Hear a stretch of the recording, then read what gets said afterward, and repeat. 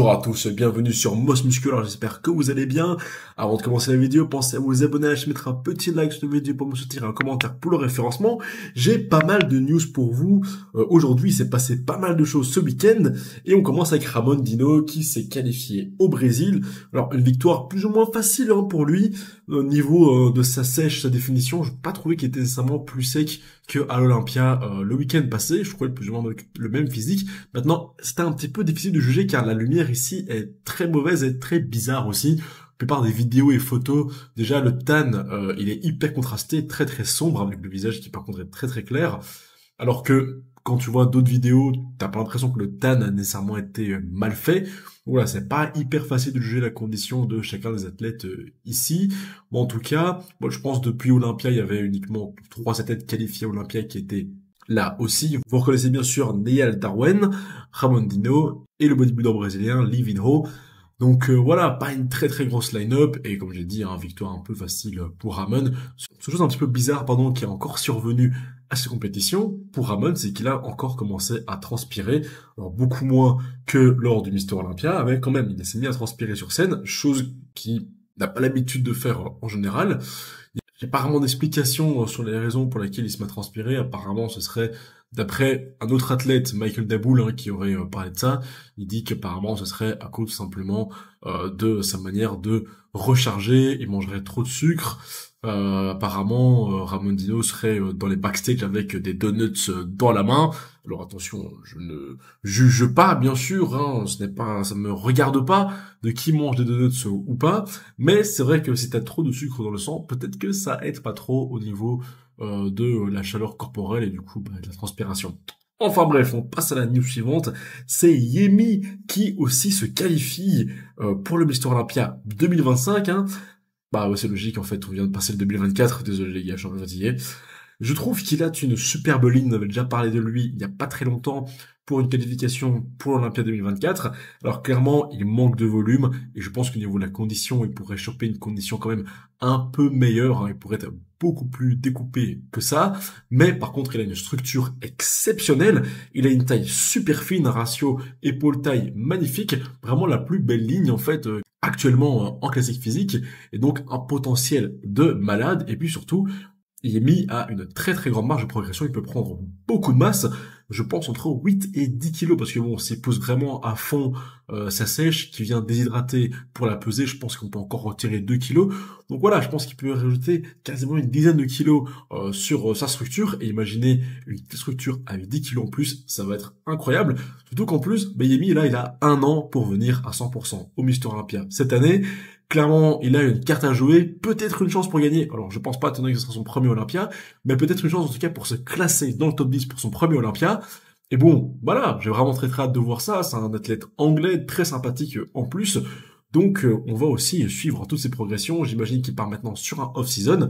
Et voilà, on va avoir pas mal de choses aussi pour Yemi. On en reparlera dans 1 an, du coup. Je pense pas qu'on va reparler de lui avant, sauf s'il décide de faire une compétition avant le Mister Olympia. C'est vrai que Yemi, cette année, avait quand même concouru énormément de fois en Europe. Donc voilà, c'est pas non plus impossible que l'année prochaine, il concourt aussi pour se préparer au Mister Olympia, ou peut-être même se qualifier pour le Mister Olympia d'après, parce qu'il y aura sûrement cette année encore des shows avant Olympia qui qualifient pour l'année suivante.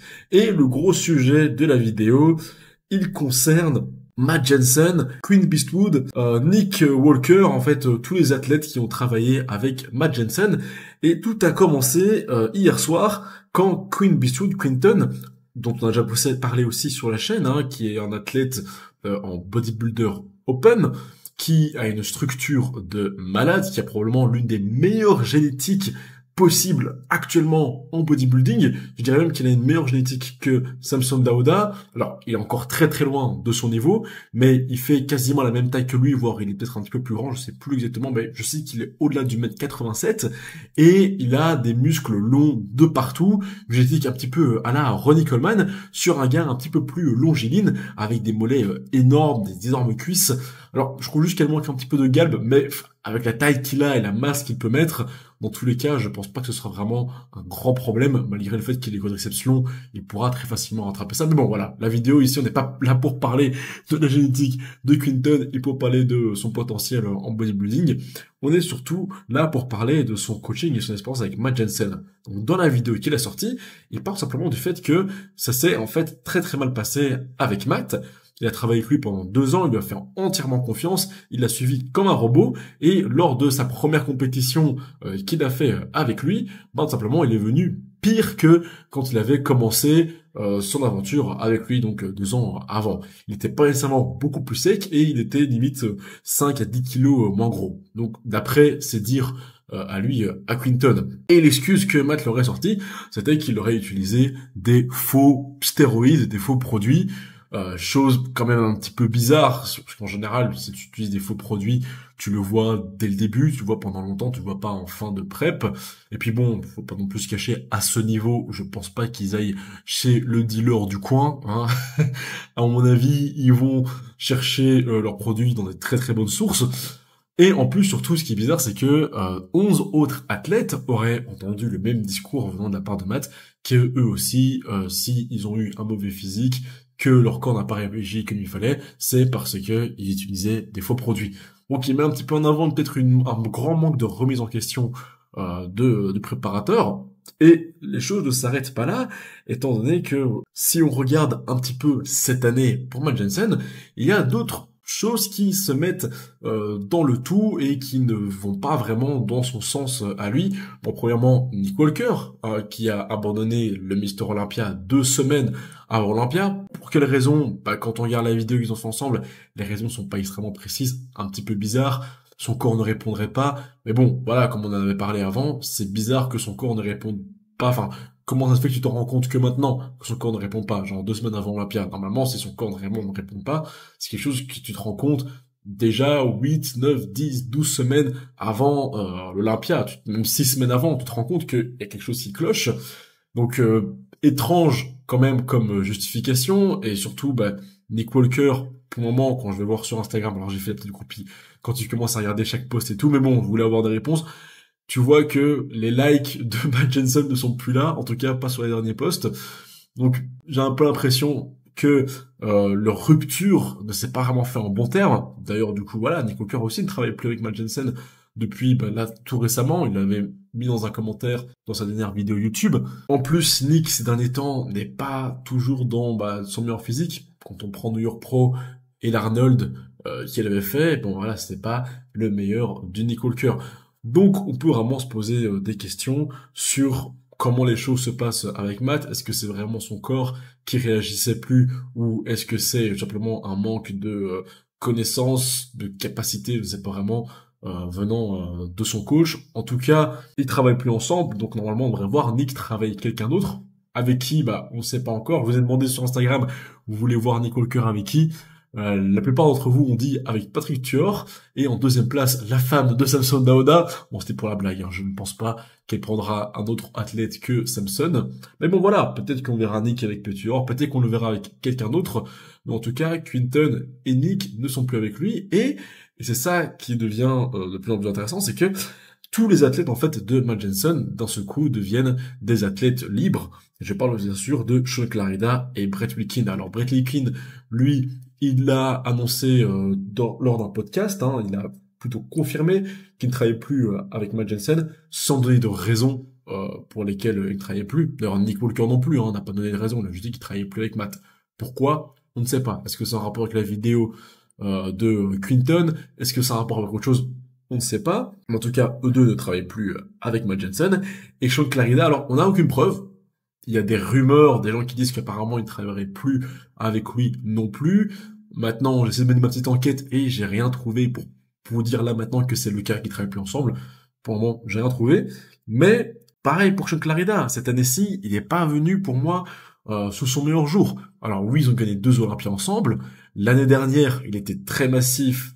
Il était plutôt sec, mais au niveau de la sangle abdominale, il y avait plus trop de contrôle, il était un petit peu trop relâché. Cette année, il devait ramener une condition meilleure que l'an dernier.